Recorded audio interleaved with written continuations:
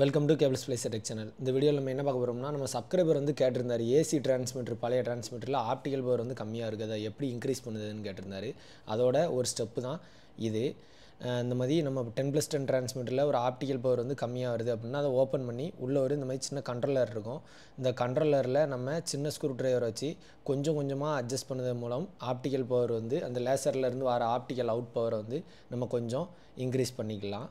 இது வந்து ஏசி டிரான்ஸ்மிட்டர்னு இல்லை, இப்போ வர டிசி டிரான்ஸ்மிட்டரில் கூட உள்ள இந்த மாதிரி சின்ன அட்ஜஸ்ட்மெண்ட் பண்ணதுக்குள்ள ஆப்ஷன் வந்து இருக்கும்.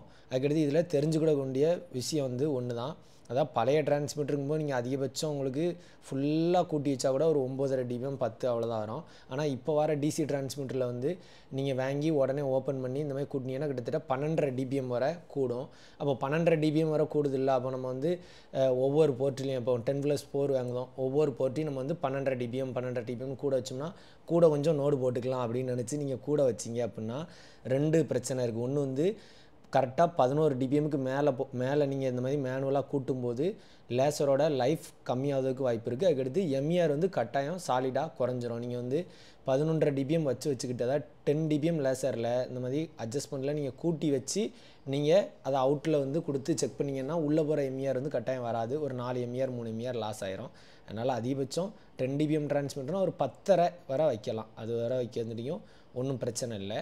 இது வந்து ஏசிலையும் அட்ஜஸ்ட் பண்ணிக்கலாம், டிசி டிரான்ஸ்மிட்டர்லையும் அட்ஜஸ்ட் பண்ணிக்கலாம். அட்ஜஸ்ட் பண்ணும்போது அதிகபட்சம் ஏசி டைப்பாக இருந்தால் மேக்ஸிமம் எவ்வளோ வருது அப்படிங்க பார்த்துக்கிடுங்க. இப்போ இந்த டிரான்ஸ்மிட்டர்லாம் 9.81க்கு மேலே கூடலை.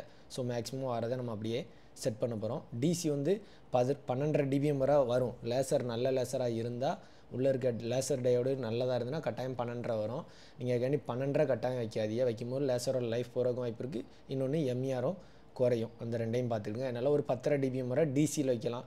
ஏசியில் மேக்ஸிமம் எவ்வளோ வருதோ வைக்கலாம். அது அப்போவுமே 10.5க்கு மேலே போக வேண்டாம். இந்த மாதிரி அட்ஜஸ்ட் பண்ணிக்கலாம். இது நிறைய பேருக்கு தெரிஞ்சிருக்கும், இருந்தாலும் தெரியாதவங்களுக்கு யூஸ்ஃபுல்லாக இருக்கும் அப்படின்னு இந்த வீடியோ. அதுக்கடுத்து நம்ம சப்ஸ்கிரைபர் வந்து கேட்டிருந்தார், இந்த மாதிரி அட்ஜஸ்ட்மெண்ட் பண்ணணும் அது எப்படின்னு கேட்டிருந்தார்.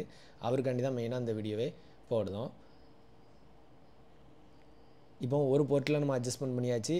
இப்போ இன்னொரு இதுலேயுமே 9 தான் வருது. அதையுமே நம்ம இந்த கண்ட்ரோலரை யூஸ் பண்ணி கொஞ்சம் ஆப்டிக்கல் பவர் வந்து இன்க்ரீஸ் பண்ண போகிறோம். அதுக்கடுத்து இந்த மாதிரி இன்க்ரீஸ் பண்ணதுக்கு முன்னே அந்த பிக் டைல் இருக்குல்ல, அதை வந்து உருவி அதை டேரெக்டாக நீங்கள் பவர் மீட்டரில் கொடுத்து எவ்வளோ ஆப்டிக்கல் பவர் உள் சைடு வருது அப்படிங்கிறத பார்த்துட்டு உள்ளே வருதை கனெக்ட் பண்ணி வந்து வெளியே வருதா அப்படிங்கிறத செக் பண்ணிவிட்டு அட்ஜஸ்ட்மெண்ட் பண்ணுங்கள். சில நேரம் இந்த பிக் டைல்லையும் லூஸ் கான்டெக்ட் வந்து இருக்கிறதுக்கு வாய்ப்பு இருக்குது. அதனால் நீங்கள் ஐபி லிக்யூட் வச்சு க்ளீன் பண்ணிட்டு மாட்டினாலே சரியாயிரும். அதை செக் பண்ணிக்கிடுங்க.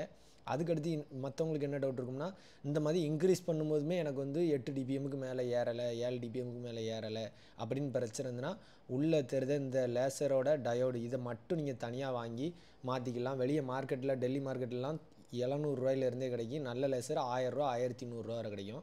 அது வந்து நீங்களே கூட வாங்கி மாற்றிக்கலாம். அப்படி ஆப்ஷனும் இருக்குது.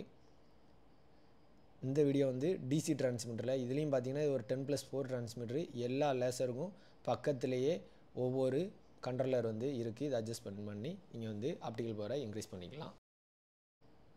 மேலும் இது போன்ற டெக்னிக்கல் தகவல்களுக்கு நமது கேபிள்ஸ் பிளேஸ் டெக் சேனலை சப்ஸ்கிரைப் பண்ணி சப்போர்ட் பண்ணுங்கள். தேங்க்யூ.